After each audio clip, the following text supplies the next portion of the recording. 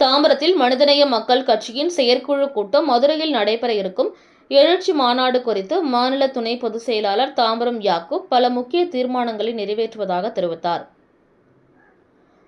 சென்னை தாம்பரம் அடுத்த தனியார் மண்டபத்தில் செங்கல்பட்டு வடக்கு மாவட்ட மனிதநேய மக்கள் கட்சியின் செயற்குழு கூட்டம் வடக்கு மாவட்ட செயலாளர் ஜாகீர் உசேன் தலைமையில் நடைபெற்றது.